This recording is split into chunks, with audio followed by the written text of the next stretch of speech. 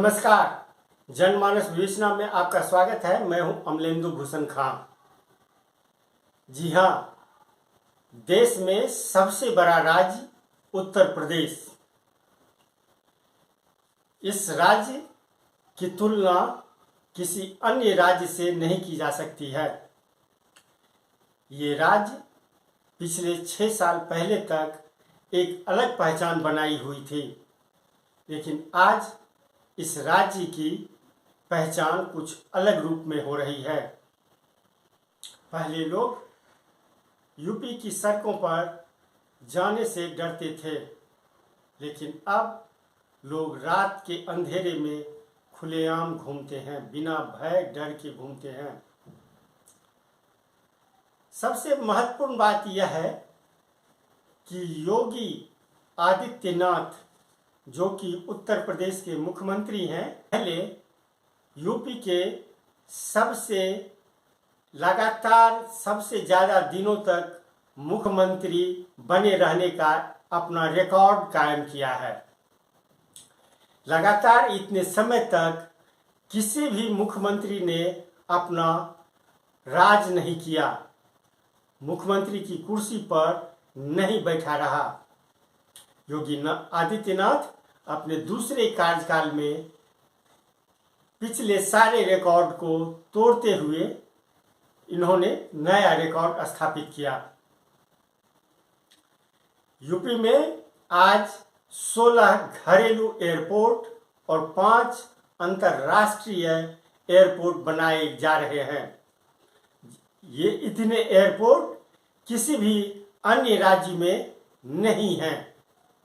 6 वर्षों में उत्तर प्रदेश की जो तस्वीर बदली है, उससे कोई भी इनकार नहीं कर सकता। अखिलेश यादव हैं या मायावती हैं या कांग्रेस के नेता हैं, वो कितनों ही दलील दे, लेकिन जो आज स्थिति है वो आज से 6 साल पहले तक नहीं थी। कांग्रेस तो लगभग 35-36 साल पहले ही सत्ता से बेदखल हुई, जो आज तक सत्ता में काबिज नहीं हो पाई। मायावती काफी समय से पूरे राजनीतिक परिदृश्य से गायब हो चुकी हैं। 6 वर्षों में उत्तर प्रदेश की जो तस्वीर बदली है, उससे कोई भी इनकार नहीं कर सकता। इंफ्रास्ट्रक्चर, कानून व्यवस्था, यातायात, कनेक्टिविटी और रोजगार के मोर्चे पर योगी सरकार ने भारी सफलता हासिल की है। मुख्यमंत्री योगी आदित्यनाथ 10 का दम, मैं रिपीट कर रहा हूं इस वर्ड को, 10 का दम के लक्ष्य को लेकर के प्रदेश को साल 2027 तक 82 लाख करोड़ से भी बड़ी $1 ट्रिलियन अर्थव्यवस्था बनाने की दिशा पर काम कर रहे हैं। फरवरी माह में आयोजित यूपी ग्लोबल इन्वेस्टर्स समिट के जरिए प्रदेश को 35 लाख करोड़ रुपए के निवेशकों ने प्रस्ताव रखा है, जिसके कारण योगी सरकार का आत्मविश्वास बहुत बढ़ गया है। जिन 10 का दम पर योगी ने सबसे अधिक फोकस किया है, उनमें कानून व्यवस्था, कृषि उत्पादन, सामाजिक सुरक्षा, अवस्थापना एवं औद्योगिक विकास, नगरीय विकास, ग्रामीण विकास, चिकित्सा एवं स्वास्थ्य, शिक्षा, पर्यटन एवं संस्कृति और राजस्व संग्रह है। इन प्रत्येक सेक्टर की जिम्मेदारी अपर मुख्य सचिव स्तर के अनुभवी अधिकारी को सौंपी गई है।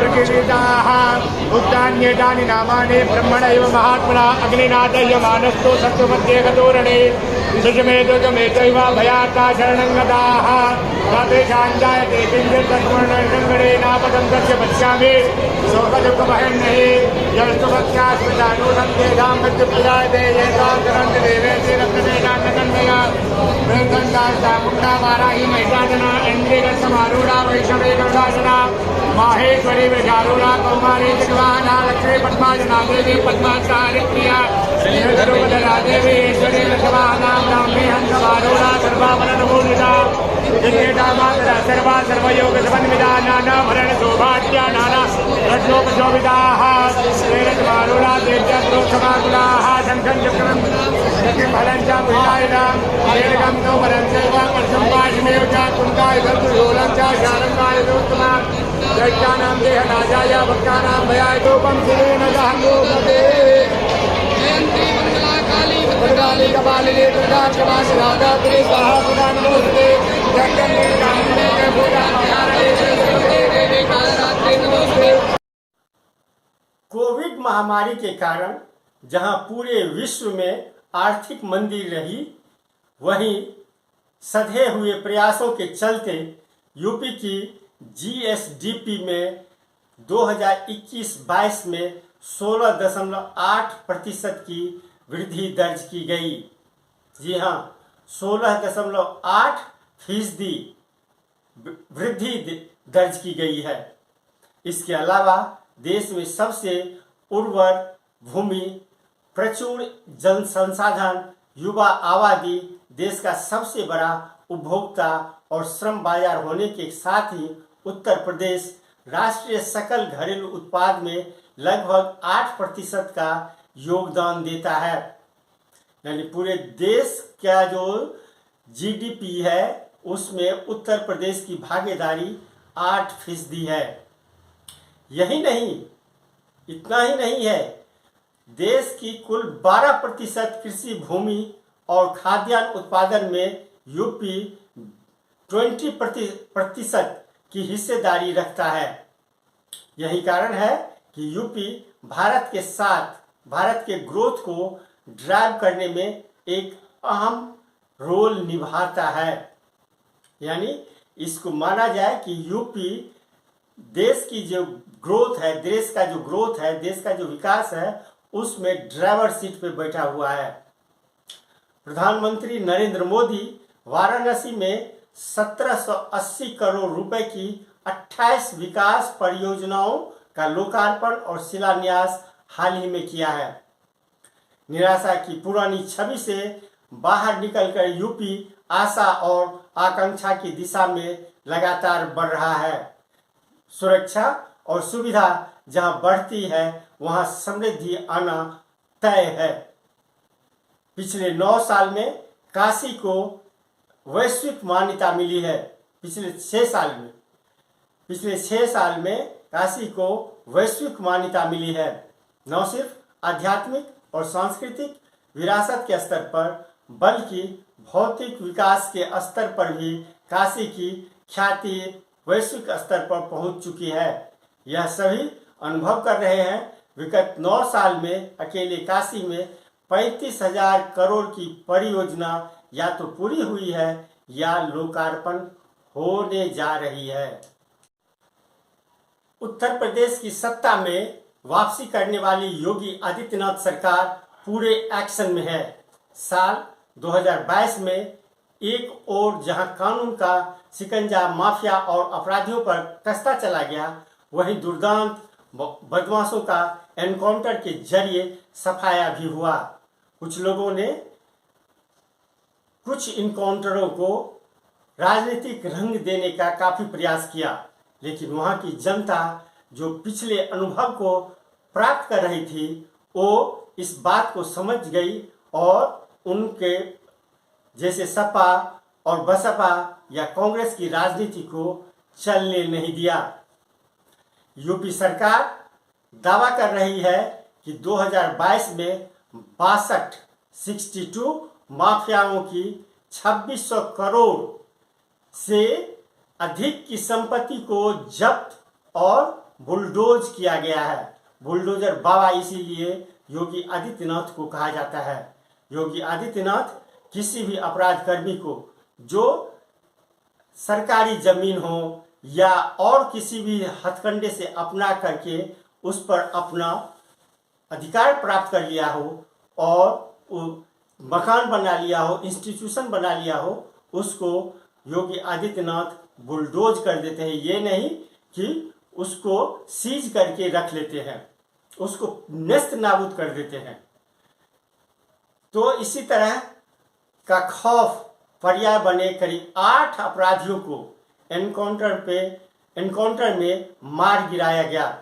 सबसे खास बात यह है कि यूपी में आज तक एक भी दंगा नहीं हुआ, यानी योगी आदित्यनाथ के राज्य में एक भी दंगा नहीं हुआ। नहीं तो पहले मेरठ हो या बुलंदशहर हो या फिर आपको इलाहाबाद हो या कानपुर हो, दंगा प्रत्येक साल छोटा हो या बड़ा वो होता ही रहता था। लेकिन योगी आदित्यनाथ के राज्य में एक भी दंगा नहीं हुआ। कानून का शिकंजा जब पड़ता है ना, डंडा चलता है, तो सारे अपराध कर्मी और इस तरह की मानसिकता वाले खिसक लेते हैं। सही कानून व्यवस्था का सबूत यह है कि 43 साल में जो नहीं हो पाया वह 6 साल की सुशासन में सरकार में ही हो गया, सुशासन की सरकार में हो गया। अतीक अहमद को आप हाल ही में देखे होंगे, अतीक अहमद को आजीवन कारावास की सजा मिली है। पहली बार उसे किसी मामले में सजा हुई है। इतने दिनों तक वो बस उसके खिलाफ अपराध का मामला ही चलता था, कभी सजा नहीं मिलती थी। मुकदमों का शतक लगा चुके माफिया अतीक अहमद की जिंदगी अब सलाखों के पीछे ही कटेगी। हत्या, अपहरण, दंगा, फिरौती, लूट, डकैती और अवैध जमीन कब्जा सहित कई गंभीर मुकदमों को अपने गले का हार बना चुका Atiq Ahmed MP MLA court ने उमेश पाल अपहरण कांड में सश्रम आजीवन कारावास की सजा सुनाई है। ये एमपी एमएलए कोर्ट जो है वही सजा सुनाई है अतीक अहमद को। यह सजा उत्तर प्रदेश ही नहीं पूरे देश के लिए नजीर बन गया है। अतीक अहमद जब समाजवादी पार्टी की सरकार में खुलेआम घूमता था तो यही लगता था कि कानून की सड़क उसकी चौखट तक पहुंचने से पहले ही खत्म हो जाती है। लोगों के मन मस्तिष्क में एक बोर्ड लग गया था। पुलिस, कोर्ट, कचहरी और न्याय जैसे शब्दों की सीमा समाप्त हो गई है। यहाँ से अतीक के आतंक की सीमा प्रारंभ होती है। लोग माफिया को माननीय की पर्यायवाची समझने लगे थे, लेकिन योगी सरकार ने माफिया को उसकी सही जगह बताई। पहली बार अतीक के चेहरे पर सरकार और कानून का डर जो है वो दिखा है। अपराधी से नेता बनने वालों की कई नेताओं पर योगी का बुलडोजर चला है, जिससे कानून व्यवस्था सही हो चुका है। किसी भी राज्य के विकास में रोड इंफ्रास्ट्रक्चर जो है उसकी बहुत बड़ी भूमिका होती है। अगर माल तैयार है और वो समय पर डिलीवर नहीं हो पाता है रोड के कारण या कनेक्टिविटी के कारण, तो वो उस उत्पाद की कीमत जो है काफ़ी कम हो जाती है। जब सही जगह सही समय पर नहीं पहुंचे तो उस उत्पाद को खरीदने के लिए कोई तैयार नहीं होता है। लेकिन देश में एक्सप्रेस वे का सबसे लंबा नेटवर्क जो है वो यूपी में तैयार हुआ है। 13 एक्सप्रेस वे वाला देश का पहला राज्य यूपी बन गया है। इनमें 3200 किलोमीटर में फैले 13 एक्सप्रेस वे में से 6 चालू हैं, जबकि 7 पर लगातार काम चल रहा है। ये सभी एक्सप्रेसवे प्रदेश के 55 से अधिक जिलों से होकर गुजरते हैं। प्रदेश और केंद्र सरकार का इन एक्सप्रेसवे के जरिए यूपी के पिछड़े हुए जिलों में विकास का रथ दौड़ना चाहती है और विकास का रथ जो है ये दौड़ेगा ही, आज न कल। समय आने दीजिए, बहुत जल्द विकास का रथ दौड़ेगा। और कौन कौन से एक्सप्रेसवे हैं, मैं उसकी एक तस्दीक आपके सामने रख रहा हूं।